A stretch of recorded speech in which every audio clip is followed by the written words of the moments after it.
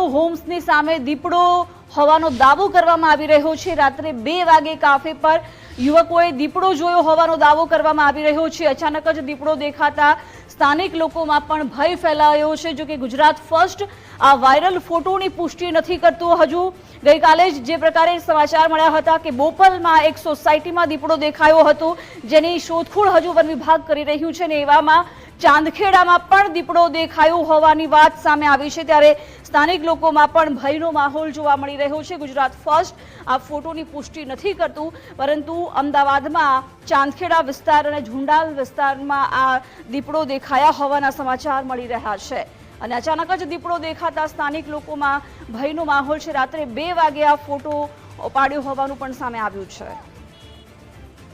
અમદાવાદમાં બોપલ ઘુમા બાદ હવે ઝુંડાલ ચાંદખેડામાં પણ આ રોડ ઉપર દીપડો દેખાયા હોવાની વાત છે તે જોવા મળી રહી છે। સાથે જો વાત કરીએ તો જે પ્રકારે દીપડાના ફૂટપ્રિન્ટ્સ છે તે અહીંયા સતત જોવા મળી રહ્યા છે, અને સાથે જો વાત કરીએ તો લોકોની અંદર પણ ખૂબ ભયનો માહોલ છે તે જોવા મળી રહ્યું છે। ગઈકાલે રાતના આ ફૂટપ્રિન્ટ્સ છે અને લોકોએ અહીંયાથી પસાર થતા દીપડાને જોયા હોવાની પણ વાત છે। એટલે હવે સવાલ એ છે કે આ બોપલ ઘુમામાં જે દીપડો જોવા મળ્યો એ જ છે કે આ અન્ય કોઈ દીપડો, તેને લઈને પણ તપાસ છે તે શરૂ કરવામાં આવશે। પરંતુ સ્થાનિકોની જો વાત કરીએ તો સ્થાનિકોમાં ક્યાંક ભયનો માહોલ છે તે જોવા મળી રહ્યો છે। સ્થાનિક છે જેમનું અહીંયા નજીકમાં જ ઘર આવેલું છે, તેમની સાથે વાત કરીશું।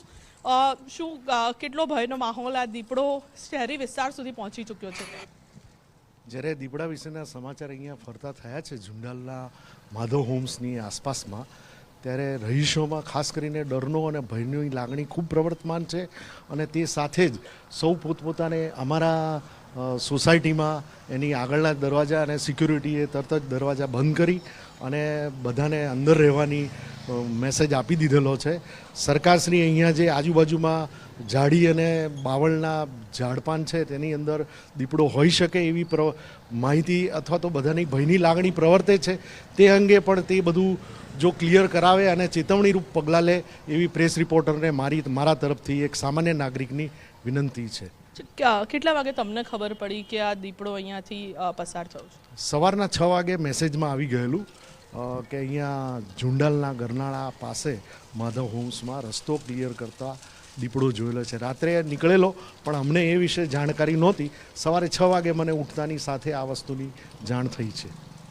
સ્થાનિકોને સવારથી જ ખબર પડી અને ખબર પડતા જ ભયનો માહોલ છે તે લોકોમાં જોવા મળી રહ્યો છે। પરંતુ ખૂબ મહત્વનું ફૂટપ્રિન્ટ્સ છે તે માત્ર આ એક જગ્યાએ નહીં, પરંતુ તેની આગળ અન્ય જે જગ્યા છે ત્યાં પણ પાણી છે, પરંતુ ફૂટપ્રિન્ટ્સ છે તે સ્પષ્ટ ખબર પડી શકે છે કે આ પગ છે તે દીપડાના જ છે, કારણ કે ગઈકાલે પણ બોપલ ઘુમામાં જે ફૂટપ્રિન્ટ સામે આવ્યા હતા ત્યારબાદ આ ફૂટપ્રિન્ટ છે તે જોવા મળતા એ બાબત ક્યાંક સ્પષ્ટ છે કે આ તમામ જે ફૂટપ્રિન્ટ છે તે દીપડાના છે। અને બીજી ખૂબ મહત્વની વાત, જે પ્રકારે સ્થાનિકોની રજૂઆત છે કે એક તરફનો આ રસ્તો જે એસપી રિંગ રોડની અંદર 100 મીટર દૂર આવેલો છે, એક તરફ રહેણાંક વિસ્તાર છે, પરંતુ તેની બીજી તરફ જો વાત કરીએ તો ઝાડી ઝાંખડા છે, ખૂબ મોટા પ્રમાણમાં ઘાસ છે, તેમજ બાવળિયા ઉગી ચૂક્યા છે। એટલે ક્યાંક લોકોની પણ એ રજૂઆત છે કે તેને ક્લિયર કરાવે તો આ પ્રકારની ફરી ઘટના ન બને, અને જો આમાં છુપાયેલો હોય તો દીપડો તેને તાત્કાલિક વન્ય વિભાગ દ્વારા પકડવામાં આવે તે પ્રકારની માંગ છે